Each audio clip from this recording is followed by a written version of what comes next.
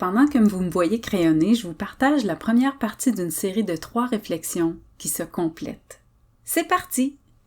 Très tôt dans mon parcours chrétien, je me suis aperçue que le royaume des cieux dont Jésus parle dans les évangiles est tout simplement à l'opposé de ce que nous connaissons dans le monde. Ma démarche dans la foi consiste en grande partie à reconsidérer ma façon de voir les choses. Pendant que je travaille sur ce dessin, le Seigneur m'amène à méditer sur sa joie, en commençant par l'obéissance. Ouf! C'est pas un sujet facile, mais à chaque fois que j'ose faire face à ce que je redoute, je fais des découvertes qui me font du bien. OK, allons-y franchement. Jésus nous a dit que si nous l'aimons, nous obéirons à ses commandements. L'obéissance serait donc une preuve, une manifestation de notre amour pour lui. Ouais. D'abord, je dois me rendre à l'évidence que l'idée d'obéir provoque une résistance en moi. Ça coince. J'y vois une contrainte, comme une condamnation. Je dois pas être la seule. J'ai même déjà entendu quelqu'un dire que l'obéissance était un signe de faiblesse. Sérieusement, je me demande s'il me viendrait à l'idée de demander à quelqu'un que j'aime de me prouver son amour en se faisant du tort. Et là, j'ai pensé à Jésus, à ce qu'il a fait à la croix. Il a pris sur lui un jugement qu'il ne méritait pas. Il a purgé la peine qui nous attendait. Il est mort à notre place pour nous permettre de nous réconcilier avec le Père.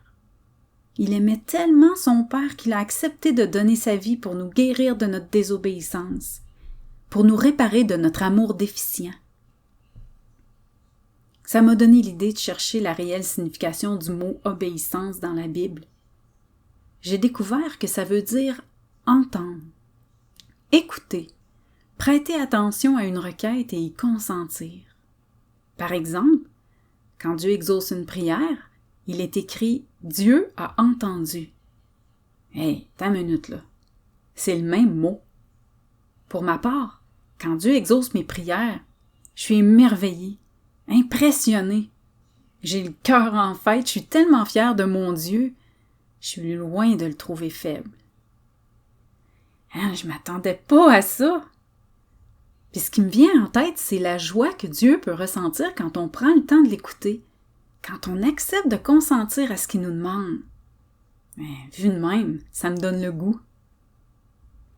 Dans le fond, ce que Jésus nous demande, ça correspond à ce que tous les êtres humains voudraient qu'on fasse pour eux.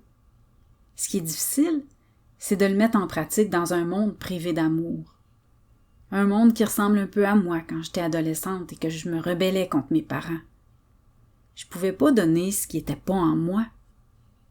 C'est tout à fait naturel de vouloir se rebeller quand on constate l'injustice qui règne malgré toutes les lois qui ont été établies pour éviter qu'on se détruise les uns les autres. On a atteint un niveau technologique sans précédent, mais au niveau du respect de la vie, on en est encore à l'âge de pierre. On est quotidiennement exposé à des comportements destructeurs, des comportements qui blessent et parfois si subtilement qu'on s'en rend même pas compte et on les reproduit.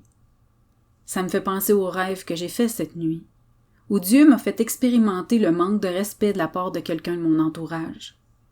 Toujours dans mon rêve, je me préparais à lui faire la morale, mais en l'écoutant, je me suis aperçue que je lui avais moi-même manqué de respect, et il m'avait tout simplement retourné la monnaie de ma pièce. Ce qui me frappe chez Jésus, c'est qu'il a toujours répondu au mal par le bien. Il a dit qu'il n'était pas venu pour juger, mais pour secourir.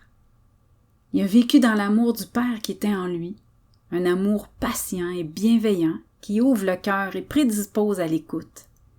L'écoute qui prend son temps, l'écoute qui veut connaître, l'écoute qui cherche la vérité sans prendre parti, sans créer de division. Quand je parle d'écouter, je pense à un verbe, à une action, à un mouvement qui part de l'intérieur et qui ne peut pas se faire sans une présence à soi-même, sans une lucidité à propos de son humble réalité. Ésaïe a parlé de Jésus comme celui qui a appris l'obéissance par les choses qu'il a souffertes. On pourrait dire par les choses qu'il a éprouvées, qu'il a ressenties. Il est demeuré à l'écoute. Il est resté connecté à ce qui est vivant en lui. Il s'est jamais coupé de ce qu'il faisait souffrir en espérant s'en protéger, car il se serait aussi coupé de ce qui lui faisait du bien. de la vérité qui le gardait libre. Quand j'entre dans cette écoute sincère, je deviens capable d'entendre ma propre souffrance, puis celle de Dieu et celle des autres. Ça me permet de me laisser toucher, transformer, solidariser, même quand c'est inconfortable. Parce que dans cet état de présence-là, la solitude n'existe pas. Je me place dans un repos qui me prédispose à découvrir des choses cachées, des choses que je ne connais pas. Jésus était tellement présent qu'il n'a jamais rien compris de travers et Dieu l'a toujours exaucé. Ils étaient parfaitement un, parfaitement à l'écoute l'un de l'autre. Et nous sommes appelés à faire partie de cette unité, cette présence, à vivre dans cette connexion, cette communion bienveillante. Ce qui fait toute la différence avec Dieu, c'est qu'on peut lui faire entièrement confiance. Son amour ne blessera jamais, n'abusera jamais, ne faillira jamais.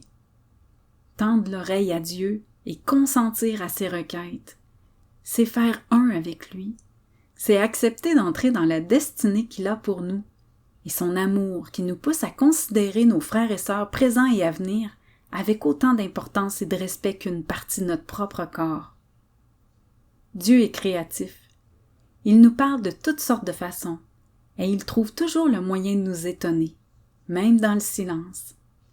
Ça met la table pour ma prochaine vidéo où j'explorerai l'aspect de l'obéissance à travers la parole. Merci de m'avoir écouté et à bientôt!